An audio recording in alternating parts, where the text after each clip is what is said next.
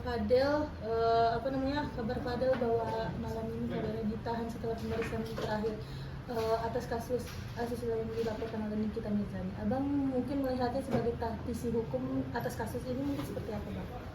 Kalau saya tidak mendalami perkara tersebut karena saya bukan kuasa hukumnya dan saya juga tidak tertarik juga untuk melihat kasus itu. Cuman kalau persidangan pemeriksaannya sudah menyatakan bahwa Fadel harus ditahan, ya polisi juga kan nggak bodoh.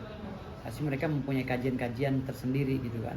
Mungkin saja sekarang Nikita Mirzani sudah harmonis dengan Loli ya kan. Lalu dibuat pernyataan untuk memenuhi unsur pidananya. Loli menyatakan bahwa dia juga merasa mungkin dihipnotis atau apa, kan bisa saja terjadi. Karena ini hukum di Indonesia kan gila gitu. Hukumnya hukum sableng gitu. Jadi ya kita melihatnya ya seperti itu gitu. Jadi melihatnya ya bisa saja hal-hal itu bisa terjadi. Oke. Abang ini kan bisa dibilang dalam kasusnya Fadel dengan Nikita ini kan berjalan cukup lama ya, hampir setengah tahun, 6 bulan ya bisa dibilang, Bang. Selama 6 bulan itu bahwa baru kali ini ditetapkannya status tersangka untuk Fadel. Gimana nih Abang melihat dari perjalanannya yang bisa dibilang tuh cukup lama ya, Bang ya, dalam kasus ini? Ya mungkin kenapa cukup lama, karena kan polisi juga kan dituntut untuk mencari bukti-bukti yang kuat. Karena dia tahu kan pengacaranya Bang Rasman kan kritis juga kan. Kalau dia nggak punya bukti yang kuat, bahaya juga kan bagi mereka gitu kan. Artinya polisi juga nggak bisa disalahin, itu bagian daripada kinerja mereka. Kalaupun proses ini sudah sesuai dengan protapnya, ya udah mau diapain lagi gitu. Karena kan Nikita Mirzani juga kan nggak bisa disalahin juga kan, dia punya anak gitu loh. Anaknya diobok-obok orang juga kan, dia nggak rela apapun judulnya kan gitu. Judulnya pacaran kah apakah, itu kan namanya judul kan gitu. Dan hukum itu kan bisa muncul deliknya kalau orangnya nggak berkenan gitu. Kecuali kalau Nikita Mirzaninya berkenan, anaknya diobok-obok, itu nggak bakal muncul deliknya.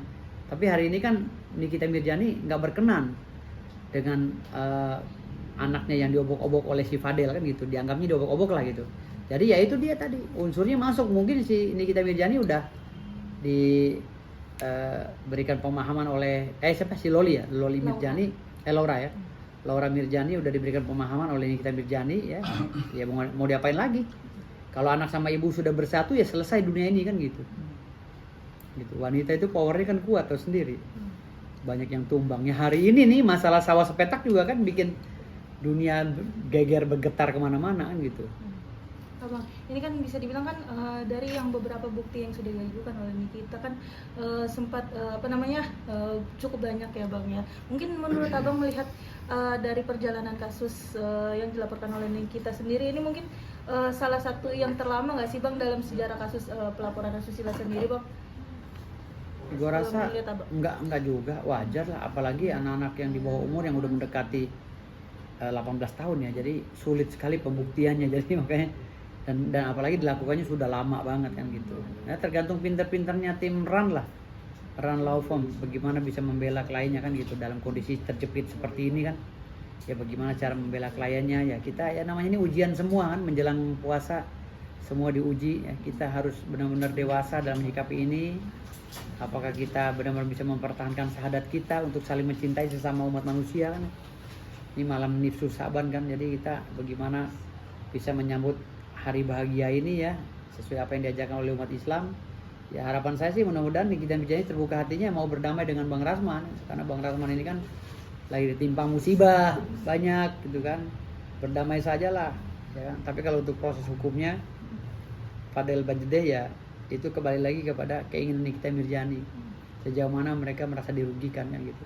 Kita juga tidak boleh menyalahkan Nikita Mirzani ya, karena biar gimana dia seorang ibu yang menghidupi anaknya sendiri ya, bagaimana dia ada hak darah daging dia di situ. Jadi nggak bisa juga kita salahkan Nikita Mirzani. Oke, Bang, ini kan bisa dibilang kan sampai sekarang ini perjuangan dari Nikita Mirzani kan menemui titik terangnya, Bang, dengan adanya penetapan status dari Fadel sendiri, dan juga bisa dibilang tuh dari perjalanan yang tersebut sempat adanya perebutan juga ya, Bang ya, yang kita tahu waktu itu. Mungkin Abang sendiri gimana nih menanggapinya, Bang? Ya kalau itu kan bagian daripada dinamika proses perkara tersebut. Jadi artinya Ya kalau nggak begitu kan nggak ramai, kalian nggak mungkin ngejar-ngejar Bang Rasman, nggak mungkin kalau nggak ada dinamika seperti itu. Jadi biasa lah itu, dalam suatu peristiwa hukum yang terjadi banyak cerita ya yang bisa digali oleh kalian sebagai insan pers, yang bisa juga nanti dijadikan prototipe ya, atau apa ya, jadikan dokumen ya, dokumen-dokumen untuk ya bisa menghasilkan pundi-pundi uang kan bagi kalian nanti. Gitu. Jadi intinya abang melihat proses hukum melihat dalam hari ini, malam ini, ya kan, si pada tersangka dan langsung ditahan, penyidik juga sudah dalam arti sudah banyak bukti atau berapa bukti untuk Ya saya rasa penyidik nggak bodoh ya kan, mereka pasti secara profesional lah melakukan itu, secara profesional dan sesuai dengan semboyan mereka ya, presisi, polisi presisi ya, makanya mereka tidak tergesa-gesa dalam menetapkan Fadel sebagai tersangka kan gitu ya. Kita lihat aja nanti ke depannya seperti apa, kan ada proses-prosesnya ya, seperti apa nanti, apakah Nikita Mirjani itu membuat surat palsu tentang pengakuan Loli Mirjani kan gitu, bisa saja itu kan berbentuk surat ya, pernyataan Loli Mirjani yang dipaksakan kan, nanti kita lihat aja nanti dalam persidangan itu prosesnya bergulir.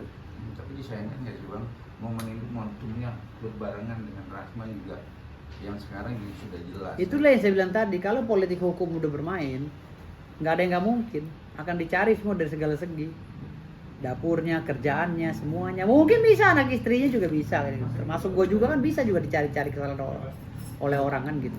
Menurut Apa abang- sih yang enggak di Indonesia ini? Selama Menurut abang ada keterkaitannya nggak bang?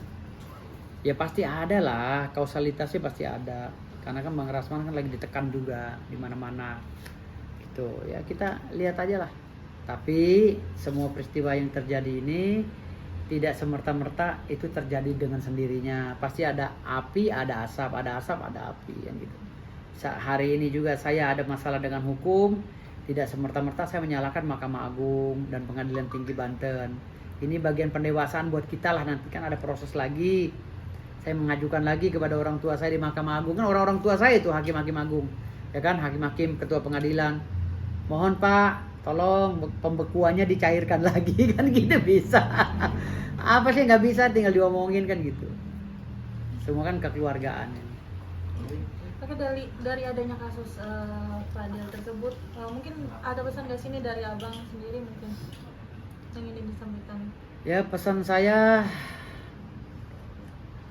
untuk rekan saya, abang saya, Bang Rasman Sution yang sabar, ya. Ini ujian buat kita semua, ya wabil khusus saya dengan Bang Rasman, karena memang pahit banget di Indonesia ini, mau mencari keadilan tuh pahit banget. Kalau kita mau menegakkan ada gium vox populi vox dei, ya kebenaran adalah suara Tuhan, itu sangat berat sekali di bangsa ini, di bangsa yang penuh dengan propaganda dan konspirasi ini ya, sangat sulit sekali. Makanya kalau ada orang idealis seperti saya dengan Bang Rasman, pasti akan dicari kesalahannya dan akan didiskreditkan gitu. Ya, thank you bang. Oke, terima kasih banyak abang. Siap.